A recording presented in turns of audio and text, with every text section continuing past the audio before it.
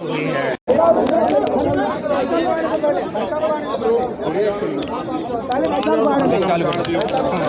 Police प्रशासन ने रात को जो बर्बरता की है इनके साथ, पहलवानों के साथ, हमारे देश के साथ, उस पर सर क्या कहना है?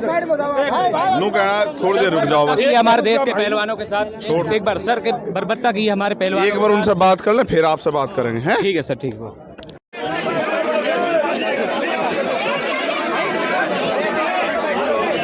देखिए यहाँ पर जैसे चंद्रशेखर आजाद सपोर्ट करने के लिए एक बार फिर से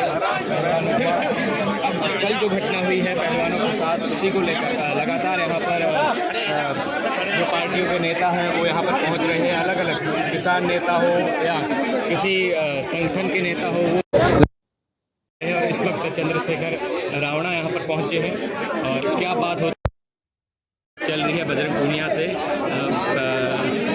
चंद्रशेखर रावणा की। और फिलहाल जो कल रात को मामला हुआ है, पुलिस प्रशासन ने जो बर्बरता की है उसी को लेकर लगातार यहाँ पर अलग अलग संगठन के जो नेता है वो यहाँ पर पहुँच रहे हैं। अलग अलग जो लोग हैं वो यहाँ पर पहुँच रहे हैं सपोर्ट करने के लिए। पहलवानों के सपोर्ट में लगातार यहाँ पर लोग आ रहे हैं बड़ी संख्या में, क्योंकि जो पुलिस ने जो एक एक्शन लिया है पहलवानों के साथ, पहलवानों को बिस्तर अंदर नहीं लाने दिए जा रहे थे।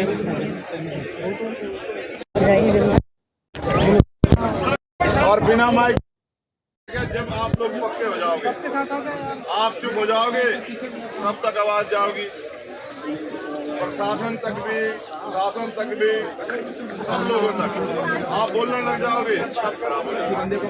ठीक है, तो आपसे बस इतना निवेदन है कि आप साइलेंट हो जाओ। और 5 मिनट की एक बहुत जरूरी बात है, वो आपको बतानी है। कल रात का तो आपने सब कुछ देख ही लिया, कल क्या हुआ है। देखो हमारे यहाँ क्या है ना, जैसे दूसरे लोग अपनी अपनी सलाह है, अपने अपने सुझाव। लोग कहते हैं भाई रात जो है ना वो ब्लैक नाइट, काली रात थी। बस मैं काले को बुरा नहीं कहता हूँ, क्योंकि काला रंग बहुत सुंदर होता है। हर आदमी चाहो तो काले बाल जा नहीं जाता, काला रंग कोई बुरा रंग नहीं होता। लेकिन रात, कल की जो रात थी वो वाकई में बहुत डरावनी थी। डरावनी इस वजह से थी कि ये दिल्ली है, देश की राजधानी, ये कोई गांव नहीं है हमारा, ये देश की राजधानी है। और ये जंतर मंतर है, इसकी अपनी एक पहचान है कि यहाँ अगर किसी को भी कोई समस्या है और उसकी सुनवाई नहीं हो रही तो वो अपनी बात यहाँ आके कह सकता है। लेकिन रात जो हुआ है, मैं उस बात को बहुत ही निंदनीय मानता हूँ, उसकी कड़ी शब्दों में निंदा करता हूँ। उसका कारण ये है, कोई अगर आप दूर तक भी देखो कोई बात थी नहीं भाई, सबको पता है मौसम खराब था। लेकिन अगर पुलिस ने सरकार के इशारे पे तय कर लिया कि इन्हें बच्चों को, ये जो हमारी छोटी बहनें और भाई बैठे, इनको तंग ही करना है, जिसे तंग करना है वो तो 100 बहाने बना ले। इन तख्तों की तो लड़ाई बताओ है, तख्तों की लड़ाई है, ये तो लकड़ी के तख्ते तो हमारे यहाँ खूब खड़ी हैं। मगर सवाल ये है कि उन्हें ये नहीं दिख रहा कि वो बच्चियां हैं। भाई ये कोई पक्की जगह थोड़े साफ सुथरी है, कोई कीड़ा कांटा कुछ भी आ सकता है, नुकसान पहुंचा जा। जिनके लिए लड़ रहे हैं अगर उन्हें कुछ हो जाए फिर कौन जिम्मेदार होगा। तो कल जो अपमान हुआ है वो अपमान असहनीय है।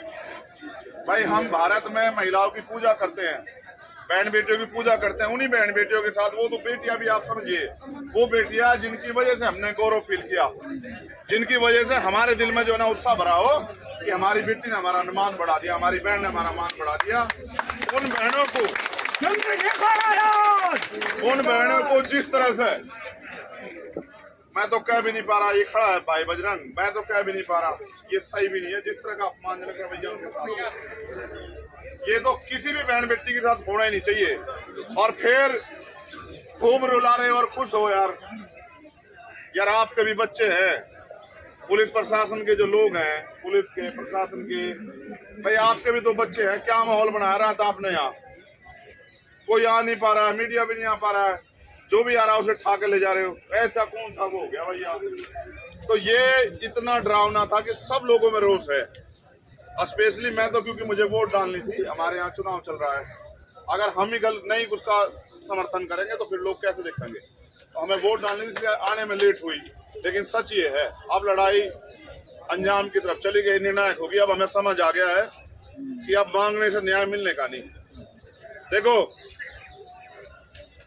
बाबा साहब अम्बेडकर एक कथन कहते हैं कि अन्याय करने वाले से अन्याय सहने वाला ज्यादा दोषी होता है। यहाँ अन्याय हो रहा है, अगर आप में से बैठा एक आदमी भी कह दे कि अन्याय नहीं हो रहा है तो मैं अपनी बात को गलत मान लूं।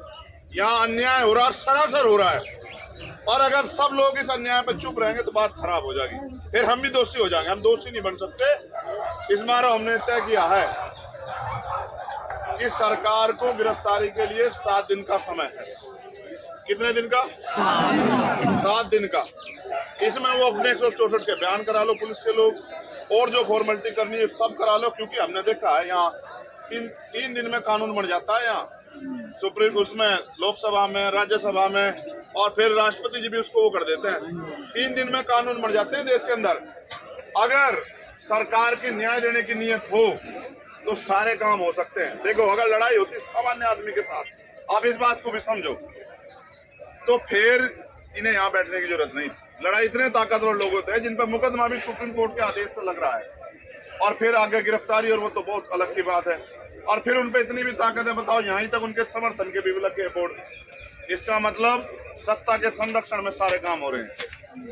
और मुझे ऐसा लगे भाई, जब तक हम डट के यहाँ नहीं पढ़ने के, जब तक कोई बात पढ़ने की नहीं, तो हमने अपनी तरफ से तो तय कर लिया है। भाई बजरंग यहाँ खड़ा है और हमारी बहनें भी यहाँ बैठी सुन रही है।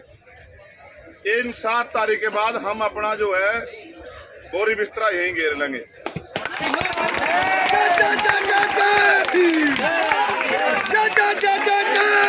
और उसके बाद जीव तक, देखो भाई, कुछ चीजें राजनीति, पार्टी, सब चीजों तक पर होती है। ये लड़ाई बिल्कुल वैसी ही है। देखो, याद करो, मैं आपको ये बात इसलिए सुना रहा हूँ, आज तो माइक नहीं है, वरना मेरी दिल इच्छा थी मैं आपको आज वो गाना सुनाता इनका हौसला बढ़ाने का। तर जो शहीद आजम भगत सिंह ने जेल में गाया था कि सरफरोशी की तमन्ना अब हमारे दिल में, और देखना है जोर कितना, और वक्त आने दे बचा देंगे तुझे आसमान, हम अब इसे क्या बताएं, क्या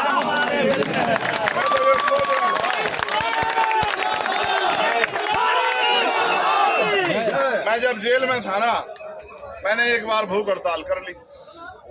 अब मैंने अपने अधीक्षक को कहा मैं एक पिक्चर देखना चाहता हूँ। तो कहने लगे कौन सी? मैंने कहा वो the legend of Bhagat Singh.